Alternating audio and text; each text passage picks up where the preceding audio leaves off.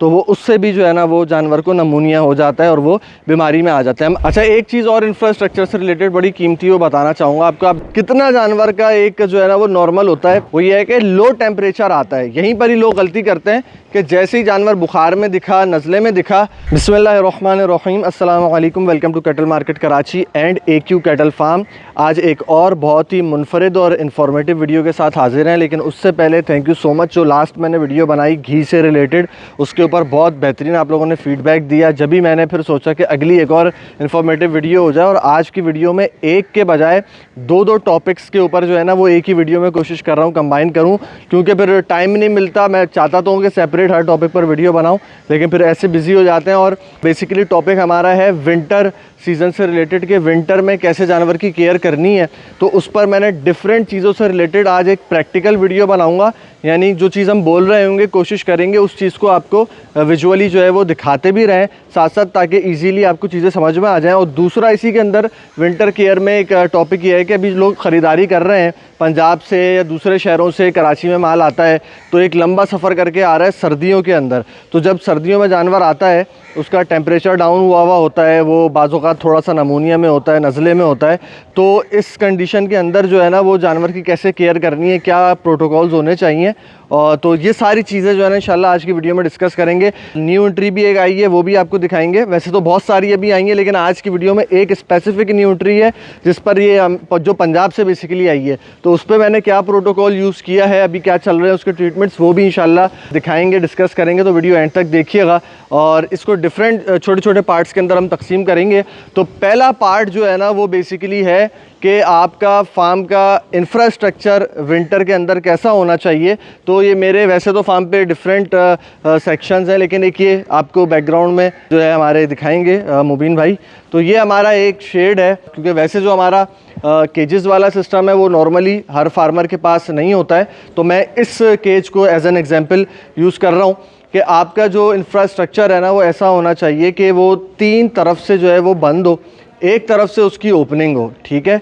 और जानवर की जो है ना वो बैठने की जो जगह है, उठने बैठने की, जिसको आप बेडिंग कहते हैं, वो बिल्कुल सूखी हुई हो, उस पर मिट्टी हो। अगर आप पंजाब के फार्मर हैं और आपके पास ये भालू मिट्टी वगैरह का वहाँ पर इतना नहीं अवेलेबल होती, तो वहाँ दूसरी किस्म की मिट्टी होती है वो डाल सकते हैं, या पराली होती है चावल वगैरह की वो डाल सकते हैं, या भूसा बिछा सकते हैं। यानी बेडिंग जो है ना वो जानवर की, अल्लाह आपका भला करे, कि वो बिल्कुल सूखी भी होनी चाहिए। अच्छा, दूसरी बात ये है कि जगह पे हवा ना हो। इसका ये हरगिज़ मतलब नहीं है कि आप जगह को बिल्कुल एयर टाइट कर दें। तो इसमें ये चीज़ बहुत जो है ना वो मद्देनज़र रखनी होती है कि वेंटिलेशन भी कायम रहे। और वेंटिलेशन के लिए जैसे अगर आप ऊपर से मुबीन आप दिखाओ, तो ऊपर से अगर आप थोड़ा सा रास्ता छोड़ते हैं तो वो बेहतर है। अगर आप देखें कि दोनों शेड्स के अंदर थोड़ा सा एक गैप है जहाँ से हवा आ सकती है, वरना ये वाला अगर हम हिस्सा देखें तो यहाँ पर भी अभी तो खैर दिन का टाइम है, जानवर बाहर निकाले हुए धूप लगाने के लिए। इधर भी हम यहाँ पर्दा है, ये भी जब जानवर अंदर आएंगे तो पर्दा गिरा देंगे। पीछे से भी हमने पर्दे लगाए हुए हैं, डिफरेंट बोरियों के भी हैं और यहाँ से भी लगाए हुए हैं, सामने से हमने खोला हुआ है, ठीक है। अब देखें ऊपर की मैं बात क्यों कर रहा हूँ कि आपका ऐसा इंफ्रास्ट्रक्चर होना चाहिए कि ऊपर से वेंटिलेशन का सिस्टम रहे, क्योंकि सामने से जो एक हवा लगती है ना जानवर को, बेसिकली ये ज़्यादा प्रॉब्लम करती है। ऊपर से अगर हवा वेंटिलेशन है और जो है गंदी हवा बाहर जा रही है, कार्बन डाइऑक्साइड बाहर जा रही है, ऑक्सीजन आ रही है, तो ये तो फिर भी ओके वाला सीन है। लेकिन जैसे ही हवा सामने से जानवर को टच करती है तो वो हवा बहुत ज़्यादा बेसिकली जानवर के लिए नुकसानदेह है। इसके अंदर यही होता है कि जो एक नॉर्मल हमारे यहाँ विंटर सीज़न में जो सर्दी है, सर्दी का एक लो टेम्परेचर है, वो जानवर को इतना ज़्यादा नुकसान नहीं देता नमूनिया में लाने के लिए, जितना हवा के थपेड़े जो है ना वो ज़्यादा नुकसान देते हैं। तो ये एक आपने चीज़ देख ली। खुरलियाँ जानवरों की बिल्कुल साफ़ सुथरी होनी चाहिए। जैसे भी आपने देख रहे हैं कि यहाँ पेड़े बने हुए हैं और खुरलियों की सफाई हुई हुई। अब जानवर अंदर आएंगे तो वंडा खाएंगे। अच्छा, और चीज़ ये है कि आपको जानवरों को बीमार होने से बचाना है, सारे प्रिकॉशनरी चीज़ें हैं, ठीक है। अब आप यहाँ पर ये देख सकते हैं कि पानी जो है इसके अंदर चूना डाला हुआ है, रोज़ाना ताज़ा पानी भरा जा रहा है। अब उमूमन क्या होता है, हमारी पूरी कोशिश ये होती है कि यहाँ पर अभी इस वाले शेड में हमारे तकरीबन 38 एनिमल्स हैं, ठीक है। तो उनके लिए हम इतना इन 2 खुरलियों में पानी भरते हैं जितना वो एक दिन में पी लेते हैं। उसके बाद जो है जो पानी जब वो पी चुके होते हैं तो हम उसको यहाँ से आप देख सकते हैं इसको बाहर निकाल लेते हैं। रात भर जो है ना वो पानी अगर खुरली के अंदर रहेगा तो उसके अंदर क्या होता है कि ओस गिरती है। जो ओस गिरती है वो पानी का टेम्परेचर बहुत ज़्यादा डाउन कर देती है, और जब सुबह में जानवर आके आपका पानी, सुबह का पानी पीते हैं तो वो उससे भी जो है ना वो जानवर को नमूनिया हो जाता है और वो बीमारी में आ जाता है। हम अभी आगे आके कुछ मेडिकेशंस भी इंशाल्लाह डिस्कस करेंगे, कुछ सॉल्ट्स भी डिस्कस करेंगे, लेकिन पहला चैप्टर जो है वो हमारा है, पहला पार्ट इंफ्रास्ट्रक्चर का, जो मैंने आपको इन डिटेल दिखा भी दिया है, समझा भी दिया है कि वेंटिलेशन होना ज़रूरी है, लेकिन सामने से हवा ना हो, ऊपर से आ जाए तो कोई मसला नहीं है। इधर उधर से बिल्कुल अगर आप बिल्कुल पैक कर देंगे ना, बिल्कुल एयर टाइट कर देंगे तो उसमें भी जानवर नमूनिया में आ जाएंगे। ये चीज़ याद रखिएगा। फ्रेश एयर भी थोड़ी बहुत जानवर को आनी चाहिए, क्योंकि जानवर का अंदर का जो बॉडी का अपना बॉडी टेम्परेचर है ना वो इतना अच्छा खासा होता है कि ये कराची की खासकर अगर मैं बात करूं, ये सर्दी बर्दाश्त कर सकता है जानवर। सिर्फ हवा की वजह से जो है ना वो थोड़ा सा जानवर बीमारी में आता है, तो हवा से आपने प्रोटेक्ट करना है। अच्छा, एक चीज़ और इंफ्रास्ट्रक्चर से रिलेटेड बड़ी कीमती वो बताना चाहूँगा आपको। आप देख रहे हैं कि हमारे जानवर इस टाइम पे बाहर निकले हुए हैं, और कुछ बच्चे ये हमने यहाँ डक में भी छोड़े हुए हैं। बच्चों को हम यहाँ खुला छोड़ देते हैं, डक में ये खेलते कूदते रहते हैं, एंजॉय करते हैं। धूप वूप लगती है दिन में।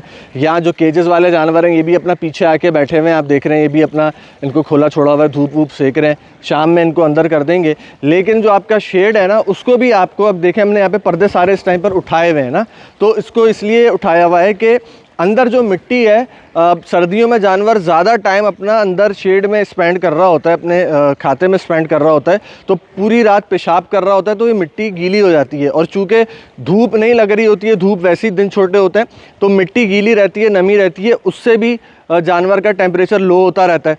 तो आपको शेड को भी अपने हवा लगानी है। दिन में, दिन के टाइम पे इसकी पाबंदी करनी है कि आप शेड खोल दें, या जो जहाँ भी अपने जानवर रखें, और वहाँ की मिट्टी ऊपर नीचे कर दें, पेड़े बना दें।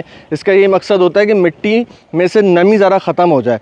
चले अब अगले पार्ट की तरफ चलते हैं। हम बात कर रहे थे टेम्परेचर की, तो जानवर का, एक जानवर का आपने जो है ना डेली बेसिस पे अगर हल्का सा भी आपको जानवर कुछ ऐसा नज़र आ रहा है कि नमूनिया जैसे सिम्टम्स दे रहा है, नाक बह रही है, रुआं खड़ा हुआ है, बुखार में नज़र आ रहा है, ठीक है, तो उसको आपने टेम्परेचर चेक कर रहे हैं। टेम्परेचर कितना जानवर का एक जो है ना वो नॉर्मल होता है। तो अगर हम एक एडल्ट जानवर की बात करें तो उसका 101.5 से लेके 102.5 तक ये एक नॉर्मल एक रेशो है, ठीक है।